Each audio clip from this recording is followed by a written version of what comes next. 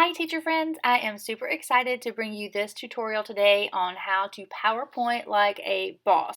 It is packed with so many of my favorite tips and tricks for PowerPoint, and I hope that you have the most fun creating your own PowerPoint. So first of all, get a new presentation, clear off all the things that PowerPoint puts there so that you have a blank slate.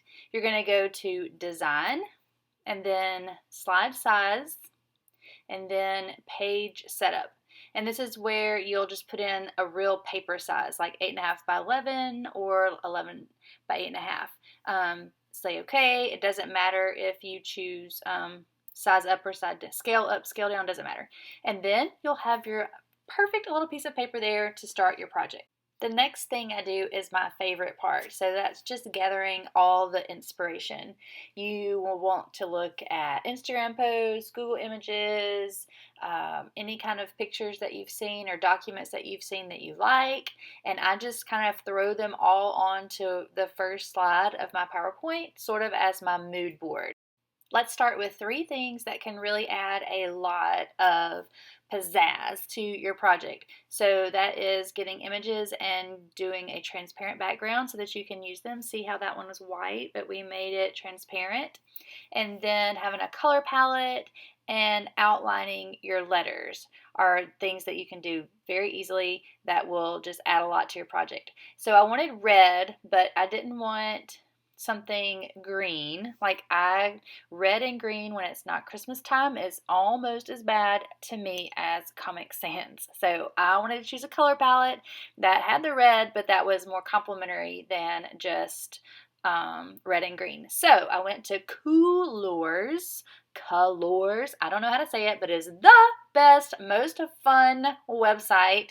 I have warned you now before you get there that you could spend hours on this website finding the perfect colors. So go to the website and you will just click generate, and it will just pop up with some colors.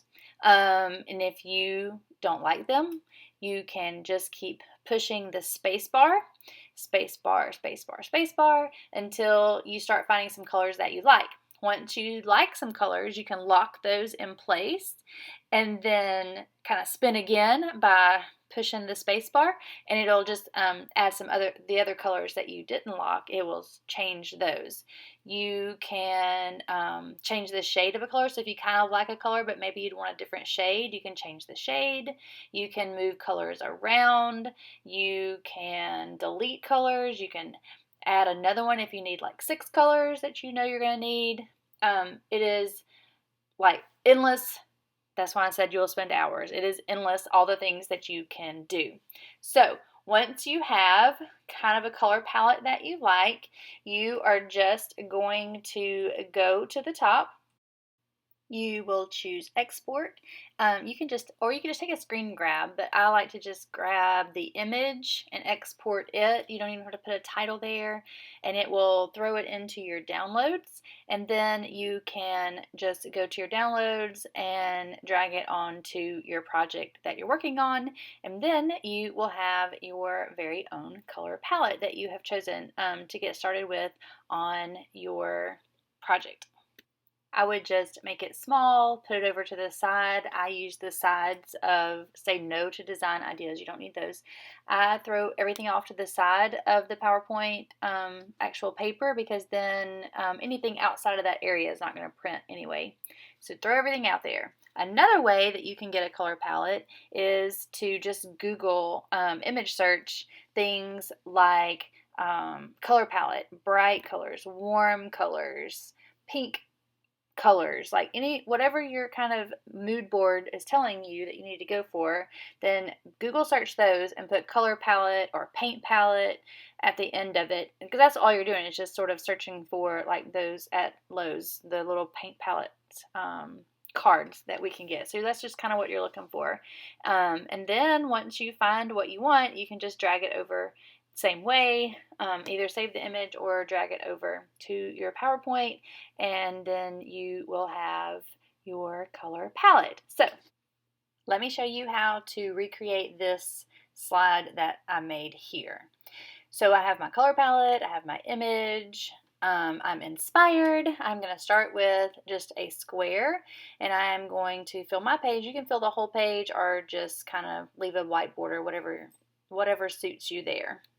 Now I am going to choose the shape format and shape fill and use the drop down to choose more fill colors, and then use the eyedropper that you see there and hover over any color that you want, but we're going to hover over the color palette that we chose and just click the color that we want, and then I'm going to make the outline be no outline. Next, I'm going to grab a text box and put on there, and then try to choose a font. I usually go mostly with Amy Groesbeck or a Primary Life or a Perfect Blend, are the three most frequently used that I do. Got all those off of Teachers Pay Teachers. So choose a font. Just click the make it bigger up arrow, or if you see that's not going to be big enough, you can just click in the box, highlight it, and then just start choosing, a larger font like 150, 175, whatever you think is going to be big enough. And then we are going to actually change the color of each letter to our color palette that we chose. So you just highlight one of the letters and just going to use the eyedropper again. So choose the text color, more colors, and then choose the eyedropper, hover over the color that you want, say OK, and then you're just going to do that for each letter, choosing a different color on the color palette for each letter. Notice once you start adding a few in, they all show up in your recent colors. So if you need to use these over and over, you won't have to do this eyedropper every time. Once you get your color palette in there on the recent colors, then they're there and you don't have to use the eyedropper anymore. So I've got all of my letters almost done. Get this last one.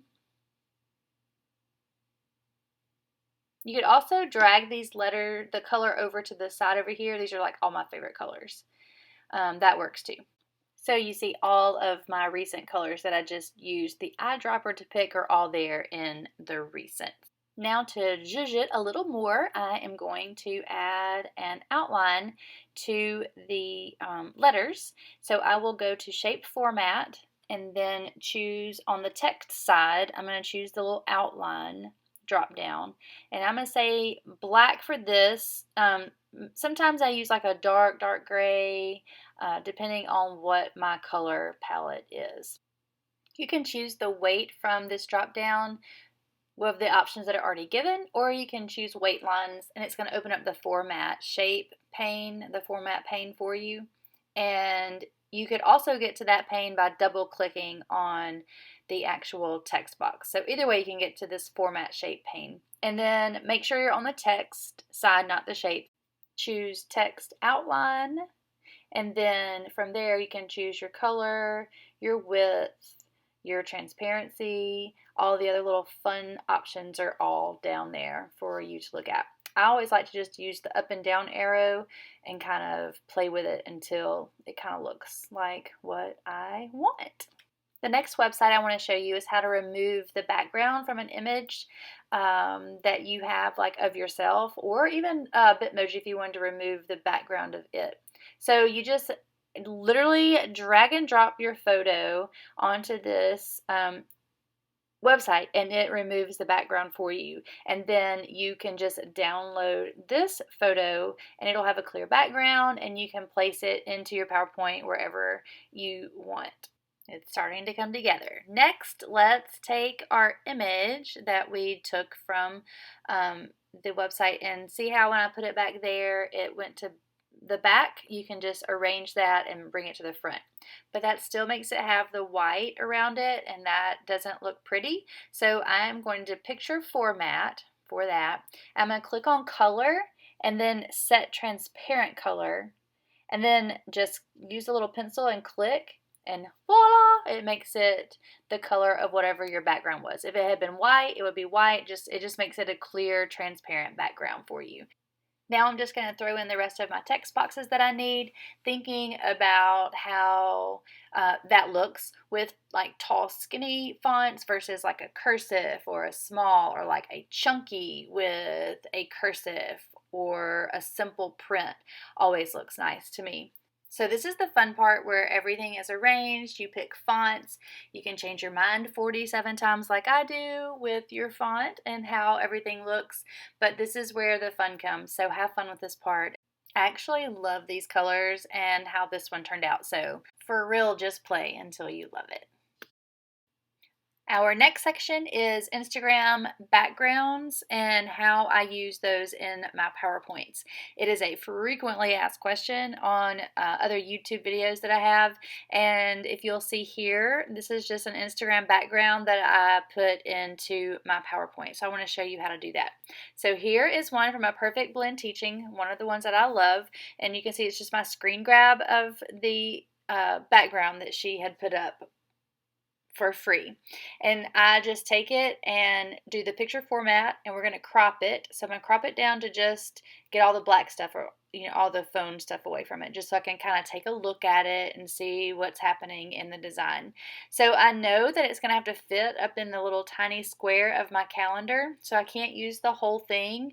I could turn it sideways, but then the shapes wouldn't look as good.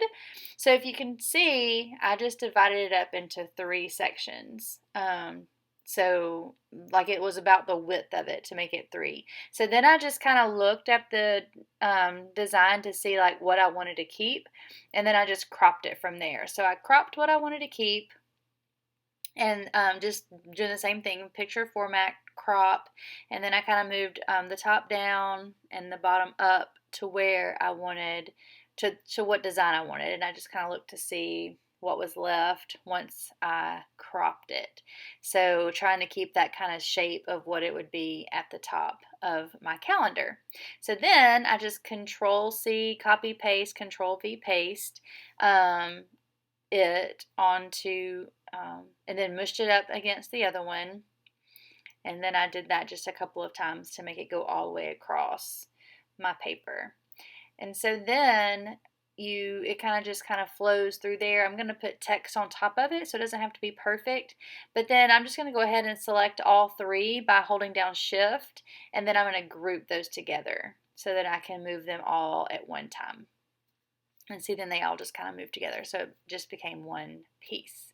So then I can make it bigger, smaller, whatever I need to do once I get it over into my thing. So that's how you kind of just manipulate these backgrounds that are for free on Instagram and being able to put them into your PowerPoints to make them look super cute.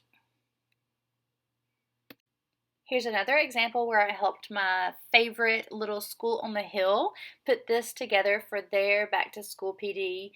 This one came from Shop Callie Danielle. They had to also put the background together twice to make it fit the slide.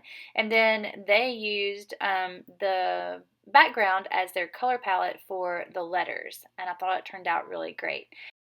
And this last example, I just took the background and rotated it until it fit like I wanted, along with the remove.bg on my image, and then outlined the letters. So all the things that we have done in this video are all right here in this last little example. So I hope you are inspired, and I hope you take all these skills from the video and create something amazing. Thanks for listening.